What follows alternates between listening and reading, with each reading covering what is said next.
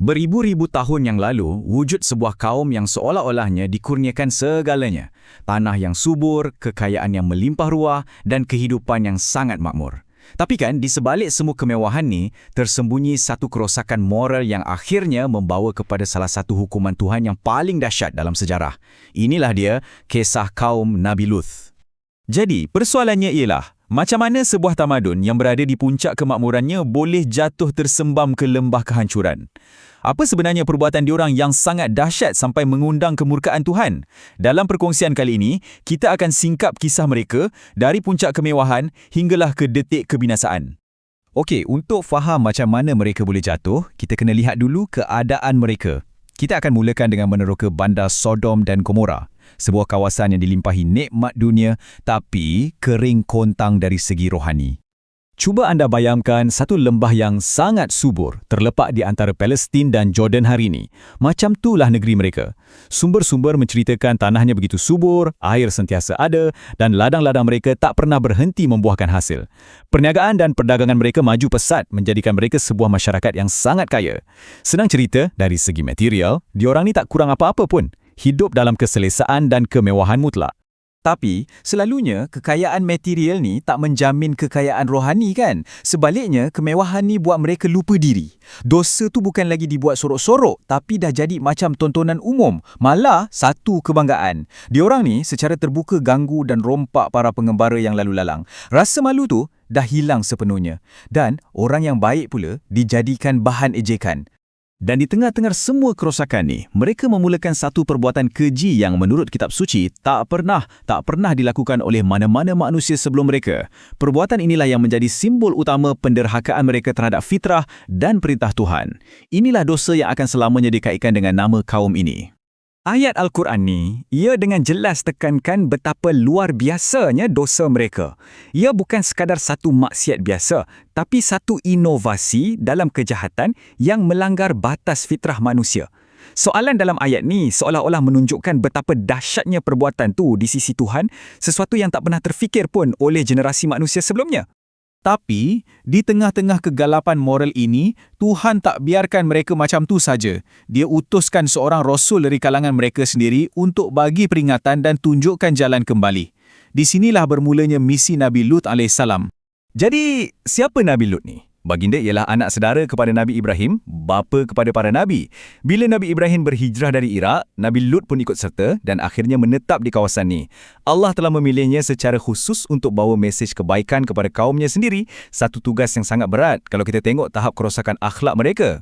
Cuba kita perhatikan cara Nabi Lut berdakwah. Baginda tak datang dengan kekerasan, tapi dengan nasihat yang lembut dan penuh hikmah. Baginda ingatkan mereka tentang Allah dan tekankan sifatnya sebagai Rasul yang amanah.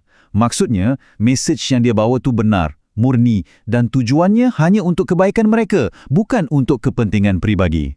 Jadi, macam mana agaknya sebuah masyarakat yang dah tenggelam dalam maksiat ni bertindak balas terhadap seruan kebaikan? Bahagian ni akan cerita macam mana kaum Nabi Lut bukan saja menolak, tapi juga mencabar dan menghina utusan Tuhan mereka sendiri.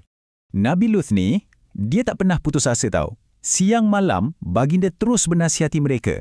Baginda merayu supaya mereka tinggalkan perbuatan keji itu, ingatkan mereka supaya takut pada Allah dan bagi amaran tentang azab yang pasti akan datang kalau mereka terus degil.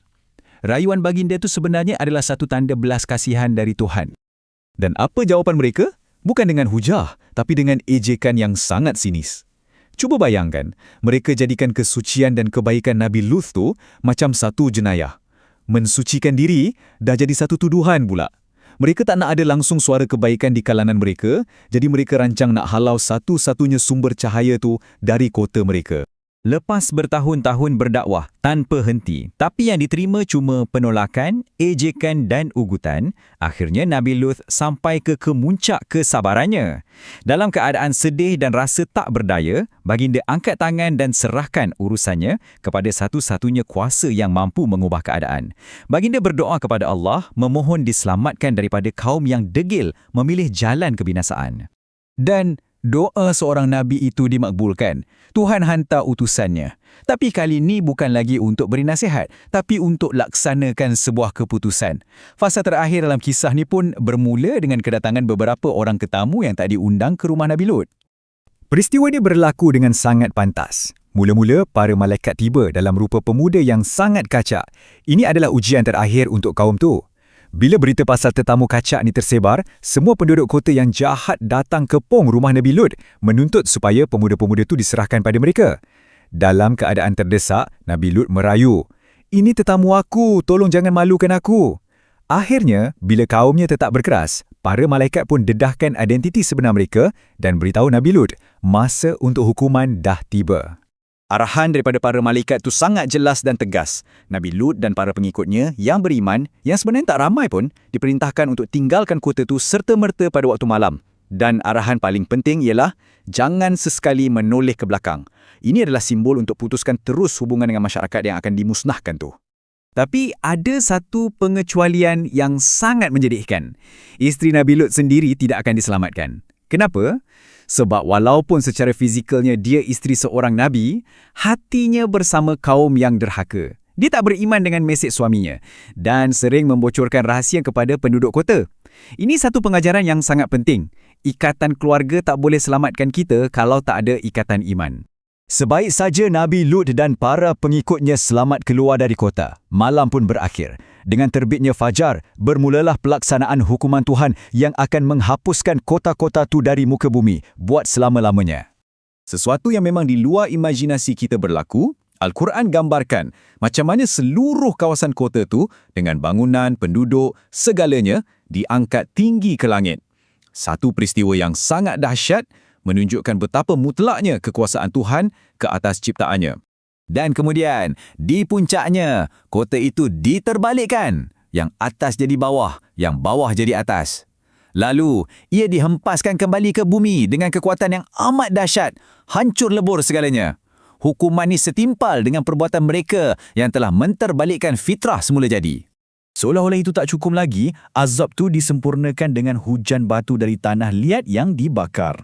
Sumber menyebut setiap batu tu ditandakan khas untuk mangsa tertentu. Hukuman tu sangat menyeluruh dan spesifik sampai tak ada seorang pun daripada kaum yang derhaka tu boleh lari. Semuanya musnah. Kisah ini tak berakhir dengan kemusnahan semata-mata. Ia tinggalkan kesan dan pengajaran yang kekal relevan sampai bila-bila. Jadi, apa yang kita boleh belajar daripada jatuh bangunnya kaum Nabi Lut ni? Jadi, apa mesej utamanya? Pertama, kisah ni ajar kita yang penderhakaan moral akhirnya akan bawa kehancuran. Tak kira betapa maju pun satu tamadun tu. Kedua, ia tunjukkan yang Tuhan tu Maha Penyabar. Tapi, kesabarannya ada had. Ketiga, ia buktikan yang menyelamatkan kita bukanlah status atau keluarga, tapi iman yang ikhlas. Dan mungkin, sebagai tanda paling nyata kawasan tempat tragedi ini berlaku hari ini, kita kenali sebagai Laut Mati, titik terendah di muka bumi, satu parut fizikal yang menjadi saksi bisu tentang sebuah malapetaka besar. Kisah ni ditinggalkan bukan sekadar sebagai sebuah cerita, tapi sebagai tanda yang nyata. Ia adalah satu peringatan yang kekal, mengajak kita yang menggunakan akal untuk berfikir dan ambil iktibar.